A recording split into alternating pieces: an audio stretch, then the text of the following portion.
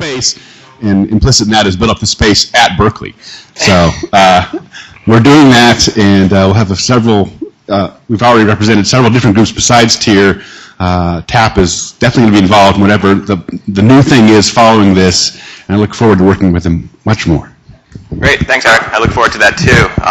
Actually, working with TIER and working with Eric's group was one of the big draws for me to come to Berkeley. And having followed the TIER group since its inception to this point, I'm really, really impressed with the quality of work and the quality of the students that the TIER group has produced. And so it's been great for me to attend and just to see kind of the work come full circle.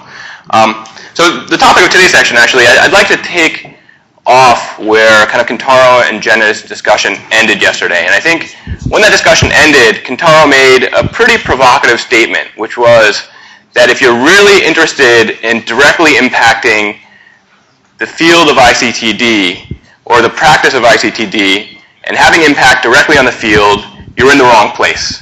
Berkeley's the wrong place, academia is the wrong place, it's the wrong place to do it. So starting from that point, I'd really like to push on that question a little bit further.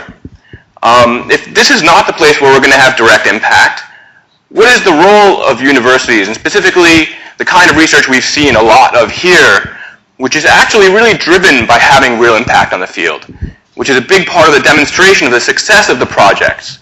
Eric and I both are at core, we're engineers. We build stuff. We like to build stuff that works, and the best way of demonstrating things work is actually making it work where it's supposed to work, right?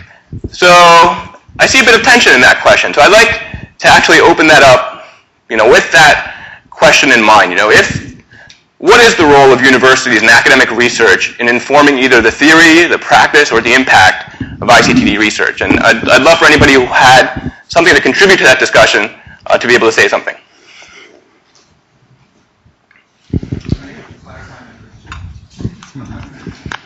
I guess I should let you clarify your position.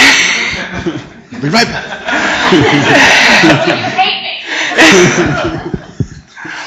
Clarifying questions from the... I just wanted to clarify that what I meant was that I think there's a spectrum of directness of impact. And on the far end of the spectrum, there might be very academic work that doesn't appear to have immediate application.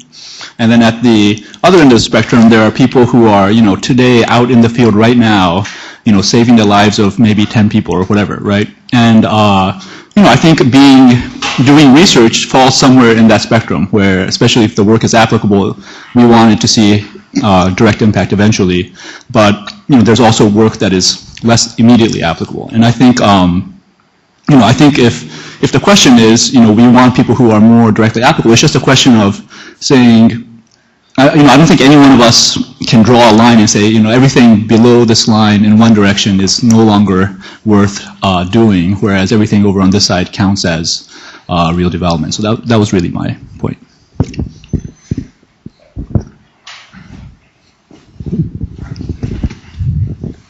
Now you can go. Thank you. If it looks like I have a page of notes, I won't be reading from them. This is what I was going to talk about actually on the panel at 1. But exactly with what Kentaro and Jenna were talking about, what is our role? Because I'm only, I'd like to think I've got good stories from the field, but I'm a fieldwork dilettante. I mean, let's face it. What I may think with the role with the infrastructure and the ethnographers. You've got the tech infrastructure folks and the ethnographers, and they should live here and they should do what they need to do and they should, contribute their expertise to the grander knowledge. But for the folks that are really out there, the practitioner world, we've done a terrible job of actually pulling them into this space. They don't know that TIER exists. They don't know that we're doing X, Y, and Z. They probably don't even know about that, conferences in Bangalore and Doha. So we need to, I think, build a much better community that we are building for practitioners and let them know that this actually exists and we have in some way their back. By the same token, I think the biggest contribution the academy can do is churn out practitioners at the master's level that, kind of capitalize on that desire to do good that a lot of engineering and service learning kind of students are coming out with who have no idea actually what that means, how to apply that to the real world.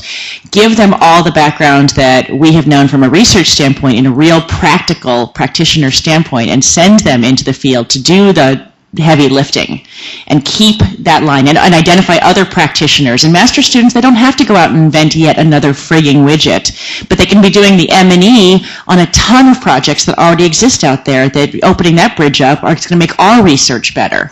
So I do think that I see a lot of curriculum and capstone projects at the undergrad level. There's great PhD students that are doing work in this space, but we're missing that bridge at the master's level. I think that could actually pull the praxis and the research communities together. That's a great point. Actually, at the co-located with the first tier workshop, there was the first ICTD program committee meeting, and that's the same point I made at that meeting. That what's essentially missing in this community are the practitioners, are the NGO community. But even at that meeting, and even now, there's an inherent dilemma there. I mean, what's going to be relevant to that community are near-term realizable ideas, and that, according to Kintaro Spectrum, is much closer to not being research than it is to being research, right? It's much closer to being directly impacting people than something which has potentially farther out or indeterminate impact, right? So there's that inherent tension between doing this and being closely tied to practice, which I think you correctly identified as the master's level curricula as being a good point to engage with that dilemma. But still, we're in a top tier research university, and generally it's frowned upon to do work that's going to be in the field in a week and a half, right? Well, thank goodness I'm not at a top-tier research university, and I can churn out 100 practitioners a year that'll actually go do this. So you can be Berkeley, we'll be Colorado. It's totally cool. One other point, I will not, and I won't. You're from Stanford. What are you clapping about? Shit. You know what? I'm going to save my other point. Berkeley campus, Stanford is second tier. That's right. Let's start with Kevin, and then we'll go to George. So I'm from the computer science side and from computer networks, but actually originally operating systems, and I'm seeing a parallel and an additional challenge, and I want to mention it. So back in the day, I worked at the Berkeley Unix project when it was here at Berkeley, and if those of you that have Macintoshes somewhere deep down inside, it came from here at one point. Now that was an interesting story because here was kind of an R&D project going on in the middle of the computer science department, and I think it was fair to say, I don't know if anybody remembers these days still, but there was some tension between the big capital R researchers of the department and the D people who were doing all this Unix hacking. However, in my experience, I also was at MIT where they were doing Project Athena at the time, which for those of you brought you Windows systems and some other things, and also Lawrence Berkeley National Lab. All of these cases where a bunch of software and capabilities were developed partly with the big R, but a lot of the big D at the same time, and they were always at some tension. And ultimately, it was companies that came along and finally delivered it to the masses, as it were. So, and I'll say there was this tension, but here I think you have an even bigger tension because there you were having computer practitioners versus computer researchers, big capital R.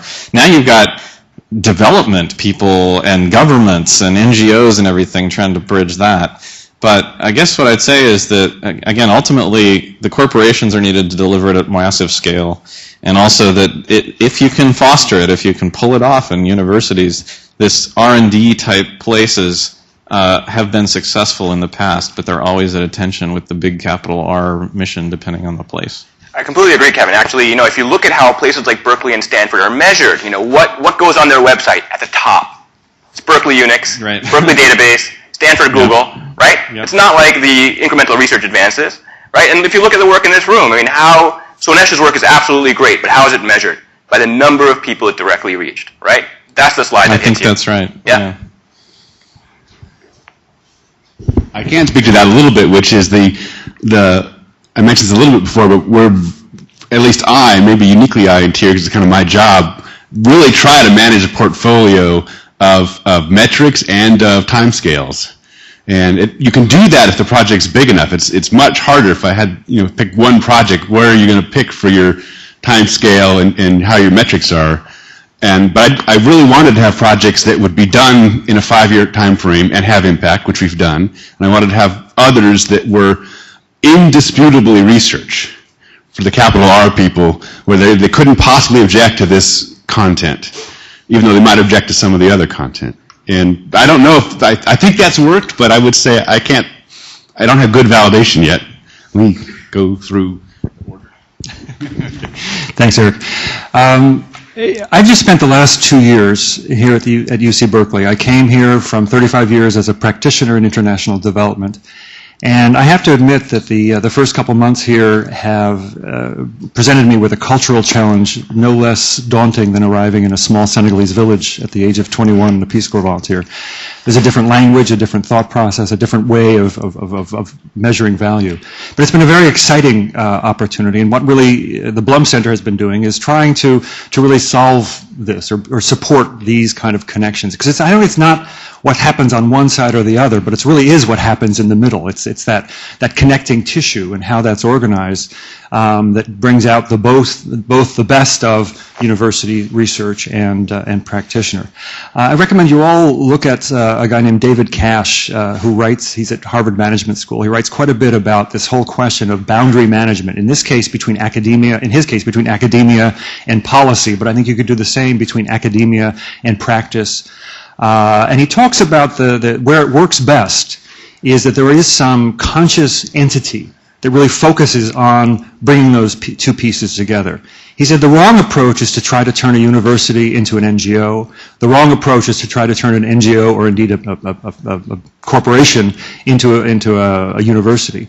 But that there's something in between where you have an entity that has the respect of both sides, that its ability to translate the very different languages from one to the other, and that is willing to take a proactive stance in trying to bring these people together and be the matchmaker to make things happen. And I think the Blum Center, I think, is one attempt to do that here at UC Berkeley. I think there's many others. In many cases, people like Eric within academia play that role de facto themselves. I think there are opportunities on the practitioner side. There have been a couple examples where some large American NGOs have come together around things like technology and tried to kind of pool their resources and their thinking on it and linking with academia on that. But I think it really is that border management that really is going to make this happen. And I think it needs to be really a conscious effort to figure out what those entities are. All right, I'm also out of the closet now, Peace Corps volunteer too for many years, development practitioner. Started an NGO years ago, some of us in the Peace Corps, and we've just started moving into what we feel our name of our NGO is Global Education Partnership. And we've moved into the heart of what we feel is important is getting this into the education system. Primary school in East Africa. In June, we just set up our first computer center there. And there's just all kinds of things that led up to that. In the Wi-Fi discussion, some of the other work here, these are things that we looked at, and amazing how fast the technology is changing and how fast the private sector is getting into some of these things. This thing's just moving constantly. But I think there's some good openings here for potential partnerships. We're a smaller NGO, but I think there's a lot of creativity. I also do some teaching. I'm an adjunct professor at Monterey Institute of International Studies. And we're taking students into the field. I take 15, 17 students on field trips to other countries, and we really look and assess needs assessment, what's happening there. The students start out, they've got all the answers figured out before we get to the country. They show up in the country, by the end of 3 weeks there, oh my gosh, this is really complex. We thought we knew the answer, but the field work, just the work of the speaker earlier, going to Uganda, plunking into Uganda and going to villages and figuring out what's really happening with cell phones. These are really practical types of things that students need to get. You can do the Lone Ranger strategy, single students going out at a time and figuring this out and coming back. Or you can think about group field studies type of projects that you can set up to interesting areas. And I think the NGOs can be really good hosts for that, bringing students over maybe in a group process. And they can focus on all kinds of things, but there might be able to be a bigger group field study kind of process that you could put together here at Berkeley, which would connect the practitioners to the students in a better way. That's great. I'm actually looking into developing a course along those lines. Mm-hmm.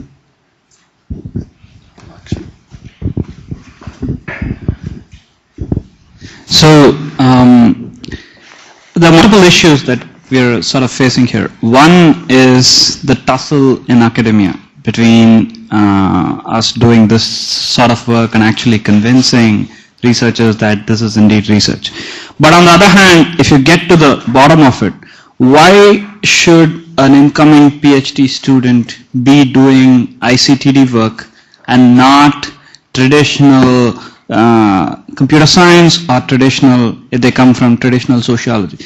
The real answer to that is, how many people can really say after finishing a PhD that my work has directly influenced 10,000 people, 20,000 people?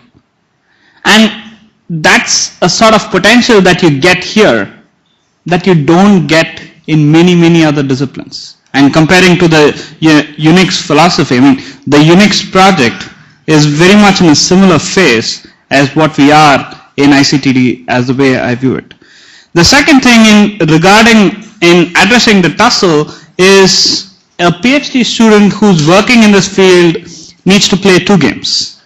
On one end, needs to go to the field to do the deployment and actually have impact. And sometimes the thing that you deploy may not be the fancy research stuff, might actually be a much simpler version of what you develop in terms of research. But on the other hand, the second game this PhD student has to play is really phrase what he or she is working on in terms of in what way is it moving the envelope in terms of research. And if you look at each and every project, it actually is. And sometimes if you start describing the environment where it's applied, people in the academic community don't immediately realize. Like if you take TierDB, the whole concept of how you build databases across intermittent, low bandwidth environments, I mean, it's a hard challenge. Database people have not solved that problem yet. So if you were to phrase that problem in terms of how hard it is to build databases, or if you're trying to face the voice-based system as a different way of doing asynchronous communication, I mean, researchers can't say anything. Literally, same game for long-distance Wi-Fi. How do you make Wi-Fi work over 400 kilometers? I mean, if you just phrase it that way, the signal just goes. You get zero if you run normal traditional protocols and if you have to rewrite the whole thing. So if you were to play the game well in terms of phrasing the research, at least from the computer science angle, I think the tussle is a non-issue within academia. And I've been facing this game for the last 2-3 years, and initially I started phrasing from the environment scenario. It really didn't backfire. It's like, why can't you just use traditional stuff? But if you start phrasing the problem in the computer science, in the lingo that computer science people use, it's a cakewalk, 2 minutes. And then they understand the impact and they're like, wow. And I've seen a radical shift in the way people interact. I mean, for the top conferences in networking and systems to really acknowledge that systems issues and networking issues in developing countries is an important challenge, that's a big statement. Because it really comes down to how you market yourself. And that's the way I feel about it. Yeah, I think that was a great point. I mean, I think basically research in this area has to maintain two interfaces, to development practice and to the various research communities in which you're engaged. That's completely fair. I'd add a little color on that. I think Lakshmi is, in some sense, the canary on this, which is he's going to try and get tenure basing half his publications, at least, on development. And no one's tried that. And Matthew Camm's going to try it in HCI, which frankly is going to be easier, because HCI already has a healthy respect for development and for qualitative methods. In systems and networking, it's not a slam dunk. And in fact, when I gave the original TIER talk at UW, which must have been 4 or 5 years ago now, one of my points was that one of the metrics of success for TIER was in 10 years, could someone get tenure? So, I'm betting on you.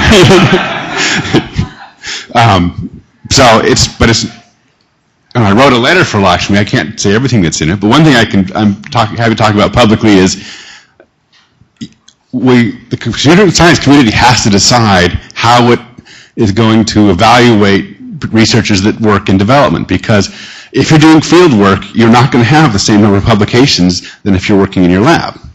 And so if they do the way the papers game, we're going to lose. And the good news is other subfields, like for example programming languages, tend to have lower pub rates also. So it's not a completely new problem, but I think it's we need to make sure that departments look at things like number of patients in addition to the publications, and I think they will. That's my gut, but you have to make the case. I'm going to offer a few data points. One, now that Eric brought the STEM issue. So I'm going to bring a few data points from my own personal over the last 3 years on how you go about tackling this game. And it's actually not that hard. So let me start with my advisors, Jan Stoiker, Scott Schenker, and Randy. I mean, people who have vehemently opposed me getting into ICTD as a field after I graduated from Berkeley. And we had some really cool stuff going on network security, and they were thinking that that's going to really push the envelope on how network security is done. And I was like, this stuff has probably much more impact than proving the next big result in network security. And so over the last 3 years, these three people who are very heavy critics have to some degree been won over, because they realize the value for work like this. And we need to only target the top-notch conferences. And if you have a regular stream of publications in top-notch conferences, there's no way they can complain. Absolutely no way they can complain. And again, when I start interacting with these people, it initially was a phrasing game, because I started looking at, look at how much impact it can have. That's the wrong way to phrase it. You have to first start from their language to tell them how it fits in the larger realm of addressing certain open challenges in networking. Like, first question is, what is the open research issue? And once you address that, then it becomes, they see the impact value that it can have, and they really appreciate that. So maybe if I can get my 2 bits in as the moderator. So I think I agree from a pragmatic perspective, getting tenure and turning out PhD students, a certain amount of games have to be played in terms of the kinds of work that speaks to certain communities and gets research papers out. But at the end of the day, as an engineering researcher, my real underlying goal is to change the state of the practice in the real world. And the communities you're speaking to, the big tech companies, other computer science researchers, I don't believe that they're actually going to change the state of practice with regards to development. There's not a market there. There's not actually, going to be a real opportunity for Microsoft to make a lot of money doing development. I mean, you're not going to actually have impact in that way. So I think, okay. I mean, we can. There is a market out there. Well, let's take that offline for a second. But Kentaro might want to address that question, right? He's actually the canary in that game, right? But actually, I would advocate that there are 3 much more direct ways that the academy can directly affect the state of practice in development. The first is exactly what Revi said, is education, right?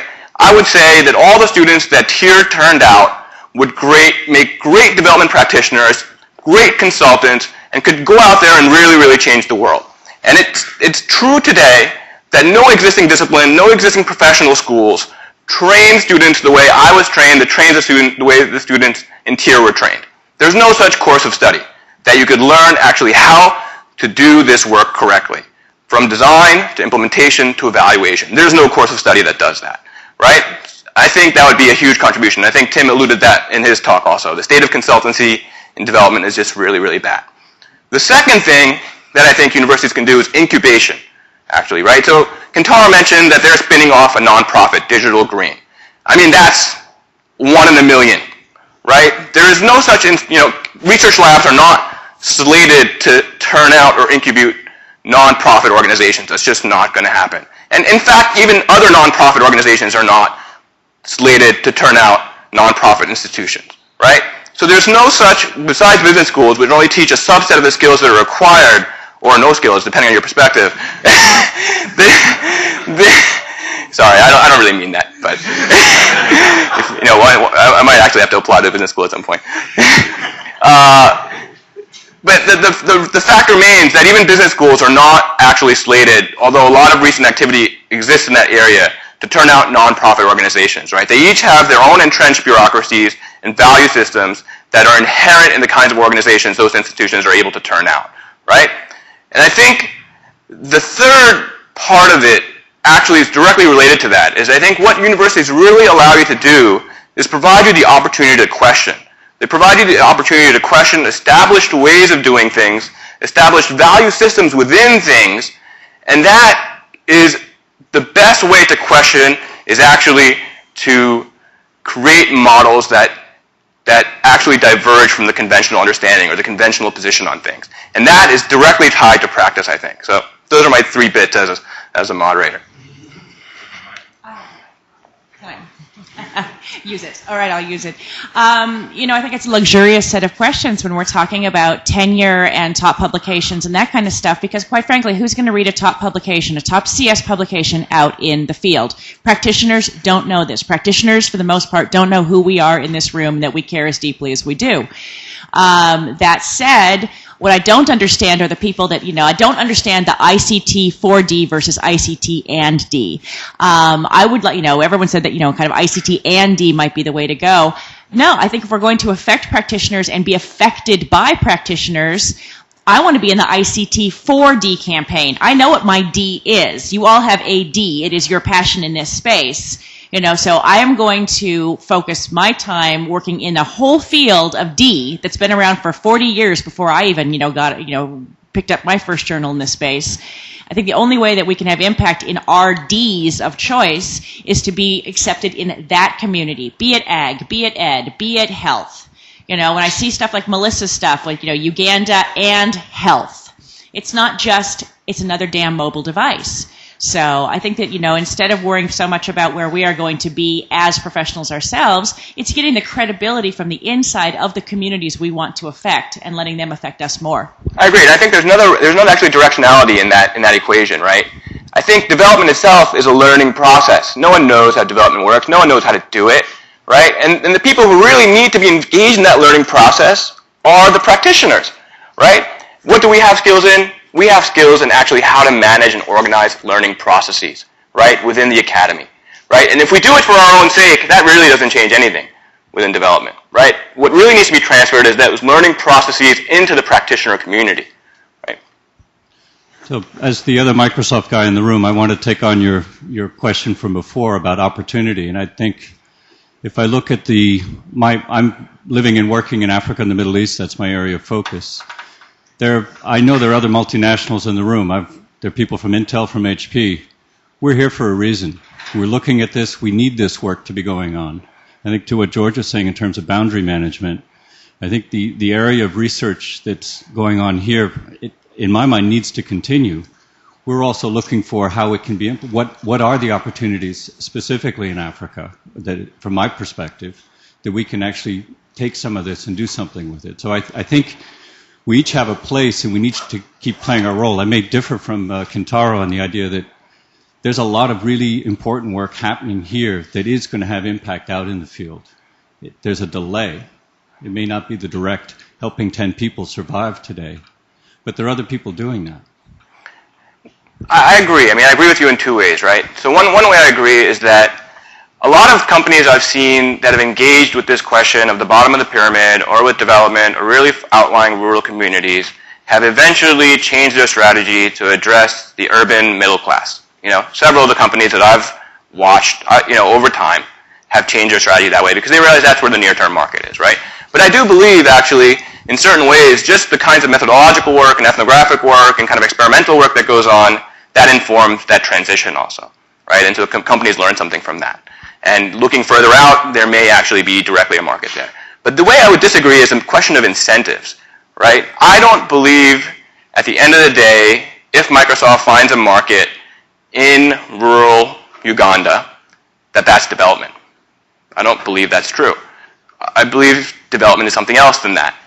In terms of pure development, I agree with you, but I think this is maybe where boundaries for me get a little bit some of the opportunity from a pure business perspective can have a development outcome. That may not be the goal that I would be approaching it as, but I don't see that we would actually cancel each other's out. Agreed. But the question is not addressed head on. I would say that Cash talks very much about the fuzziness of boundaries. So I think borders rather. So I think it's a good point. I want to say though that the NGO community, particularly those that are really worthy of the name and are not just subcontractors for the World Bank or USAID, but the real NGO community, is at a moment in time where they're recognizing the need for academia. There's been a major rethink. The whole focus on real impact and accountability is forcing them to really be looking for new ideas and new ways of looking things and the rigor that this community represents. Over the last 2 days, maybe some of you met them here, Berkeley the Blum Center brought a high-level delegation from CARE and went through a series of symposium on different topics, maternal and child health, ICTD, cook stoves, carbon, in the idea of really creating a very vibrant cross-campus and multifaceted relationship with CARE. We've had similar interest expressed by Mercy Corps and by Oxfam to do the same kind of thing, to develop these structures of collaboration between. So the thing I think I would say is also as a practitioner, is to urge those who want to cross these boundaries to look at practitioners who are out there rather than necessarily become practitioners. You can save a lot of time, a lot of effort, a lot of energy, a lot of reinventing the wheel by contacting themselves. Those partnerships have to be managed, but I think that they hold tremendous potential for both sides. I agree with that, George, but I think that's true.